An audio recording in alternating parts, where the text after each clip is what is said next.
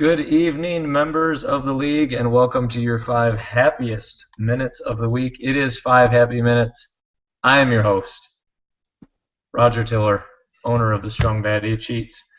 And this is finally, maybe, the episode we've been waiting for, the first episode after the season has officially begun. The first week is in the books. There's wins, there's losses, there's embarrassments, there's a whole lot of stuff. But before we get any further, we all need to remember what we're playing for this year, and I would be remiss if I did not bring on the happy ending, which is still in my possession. Very proud to have this. Also be remiss if I did not show off the way it looks. But no license plate frame around the trophy this time. The regular season has started. This is what we're playing for, and I have a feeling by the looks of the first week that the license plate frame is going to stay on my car anyway. Good thing I'm used to it. Good thing it looks good. So with that out of the way, I'm going to introduce the two guests we have on the show tonight, making his first appearance of this season, but a return from many other appearances is the commish, Mike Mostrom. Welcome, Mike. As my title says, I'm just embarrassed at this point, but I am still my own #1 fan. Go Chicago. Bombing you did do. Moving on, our next guest making his very first appearance on 5 Happy Minutes, and I believe leaving only one member of the league who has yet to appear on the show, and that is Jared Vonk. But anyway, let's move on. Deric Mostrom, the man of the hour, the man who got the victory that everybody in the league besides Mike was rooting for this week. Welcome, Deric. I am really working on my participation points this week. Jeez. No excitement. How closely were you watching the games at the end of the weekend, waiting to pull out the victory against your nemesis, your brother? Well, I will say I was watching them somewhat closely because I do not have anything but maybe 15 channels on my Comcast, so I pull up my NFL mobile app and was watching that for about 3.5 hours to make sure I still did pull ahead. Jeez. So, Mike, at what point or at any point last night did you turn it off, throw in the towel, go to bed, say forget it, I don't even want to watch? It was right after Bolden's reception, I believe his third one. I don't know if I've had a more upset moment in my life, specifically because Bolden could have had that in probably the first 3 minutes if he would have tried, but instead he played along with it for 3 quarters, made me sit at the end of my seat. What's his face? His kicker, Walsh, missed a field goal in the first quarter as well that would have won it. I knew it was over. Basically, as soon as Ryan Matthews scored that touchdown, because Philadelphia doesn't feel like ever playing DeMarco Murray in the second half for whatever reason, I knew my chances were done at that point. Deric, did you go into this weekend with the confidence that you were actually going to win, or did it seem kind of like a pipe dream? Not a dream. I knew I was going to score points. I just didn't know if it was going to be enough if he had those 1 or 2 players that scored 30-plus Gronkowski. But I knew I was going to score at least 122 like I posted before. I just got lucky with a few extra. Well, your tight end didn't do too bad either. Yeah. And One of your tight ends. Did you miss Ertz? And do I miss him? How many points did he score? Not 30-something. 31.4 is what Eifert, exactly 1 point less than Gronkowski scored, but exactly 31.4 more points than Green Beckham. Oh. I put in 13 minutes before the game started. First put in Cook, pulled him, and then put in Eifert. And Michael was telling me how bad of an idea it was to not play Cook at the beginning of the game because he scored 17 or whatever. Yeah. I felt my confidence in Eifert over him. Thank you for that. Specifically because he used to be on my team, probably. That's one reason why I did play him, so he could beat you. Well, for the record, taking a look here, it looks like Ertz had 7.6 points, so he didn't even meet his projection. He was injured. Yeah, so shocking, like my whole team. You're just lucky Murray stood up to it. Ugh. I did want to put out a fun fact for everybody. This is the most points that Deric has scored since Week 4 of 2014. Does anyone want to guess who that was against? I don't believe that. I'll bet you. I looked it up, Well, that wasn't even a year ago. basically. Roger, No. do you want to guess who that was against? My first guess is you. My second guess is me. Your second guess would be correct. None other than the strong baddie of cheats. That is when he put up 140.24 points against you, and you put up the maximum you've ever put up at 168 for the win, by the way.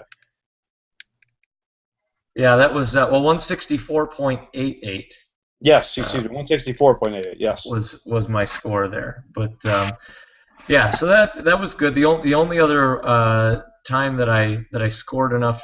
I mean, that was the pinnacle of my scoring last year, which was nice. the win that really still is one that I remember was week 11, where I scored 138.78 points to defeat the then named Vinegar Strokes. Very important W that day. So I remember that fondly.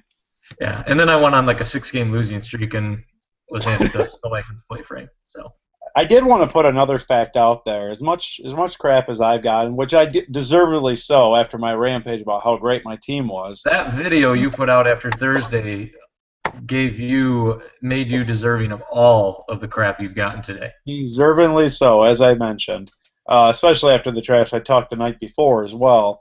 I would like to say that Hurricane won by less than 2 points over Layman. Hurricane would have lost to Deric as well. Self-proclaimed future champion Hurricane, that is. So, Hey. I don't know. He luckily got away with the W against Layman, of all teams. A W's a W, and a W's a W, and he got it in the division. So that's What's the power rankings going to be this week? Am I going to be last again? They're already out. power rankings are out. Oh, okay.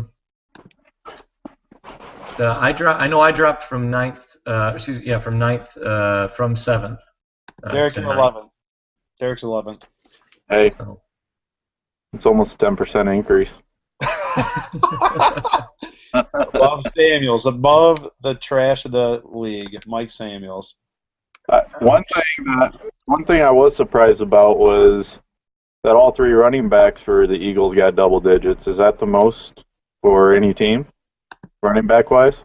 Probably. Did they score the most points? Nobody knows. Because what I had, Let's say they did. you had 18, and the Sproles have 19. Yes, the third string running back outscored the first string $42 million running back. Yes, he did, as a matter of fact. That's what I thought. Maybe you should trade for him. Green Beckham's on the block. Well, Sproles scored 19.6. So yeah, we certainly need to. Even though he's not on the show this week, we have to give credit where credit is due to 2 individuals. One would be Aaron. You could say he's got Scott's team, whatever. He put up the money for it. He scored 196.52 points. He's in first place in the league. Take away the fact that the team name is different and the owner is different. It came out like a defending champ should. Franchise is the defending champ, I know, even though Aaron wasn't the owner. And then, as much as it pains me to say, for multiple reasons, not the least of which is he was my opponent in week 1, Deric Laurie, Hollywood Spidey's 172 points. Gross. Made my 91.7 look even worse than it already did. So it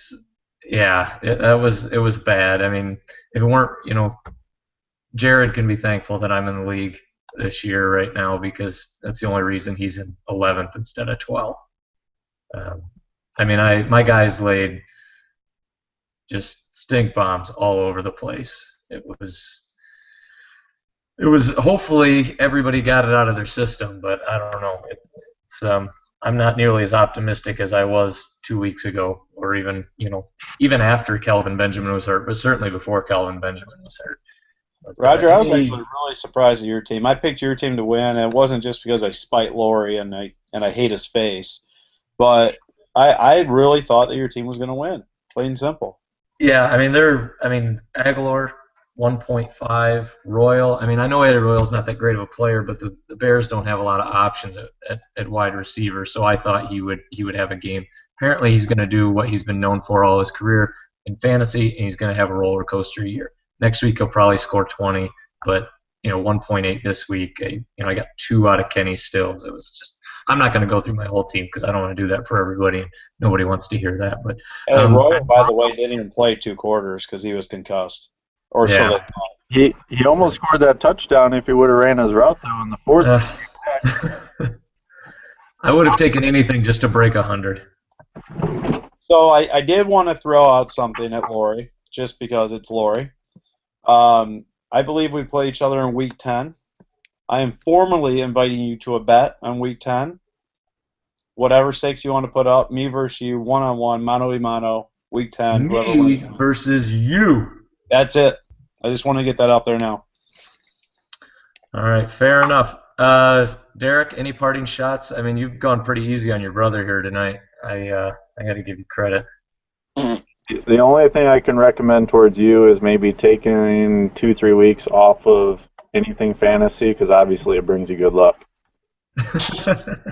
I would say you probably, if Eric was still keeping track, would have had the least participation points in the 3 weeks leading up to the season and pulled out the win that not everybody was predicting before week 1, obviously.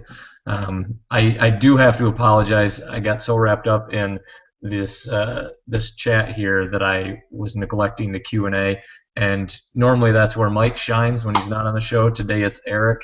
So I'm going to quick just run through what he's got in here. He started the chant of Deric, Deric, Deric. Then proceeded to say, Mike, stop your whining. Lehman had to wait until 12:59 to figure out he lost. This one, not family friendly, but we're after 9 o'clock, so we're all right. Mike, how does Deric's ass taste? Yeah, this is all Eric. And then Duke is up to 8th in the power rankings, still 1 spot behind Chicago. Boom. Just like he'll be at the end of the season, behind Chicago. Well, you never know what next week will bring. Let me see. Deric is facing his other brother. Wow, it's a meeting of the Mostroms in the first 2 weeks here. The Midland Mastodons and Deric Mostrom's Duke facing off. So who knows? Boy, if Doug would go 0-2 and Deric would go 2-0 to start things out, that'd be something else. Maybe there should be a wager on that. Deric, interested? I might just go knock out his internet so it doesn't work. And he can't do anything on his phone. All right. Well, this has been fun, but it has gone longer than needed, as long as necessary. So, Deric, thank you for being on the show for your first time. It was very appropriate to wait until now. Whatever works. All right, Mike. Better luck next week. I'm so embarrassed. I'm going to lose to Maybe you won't be as Calgary. embarrassed after you fight the cockfighters. I might lose to Jared as well. This could be a bad start. It's possible. As this week has proven, anything is possible. So, all right. Well, thanks for watching live. Thanks for watching on demand. Thanks for watching. Thanks for the questions, Eric. Tune in next week. We'll put something together if I don't lose again. We'll see. Thank you, guys, and fear the cheat.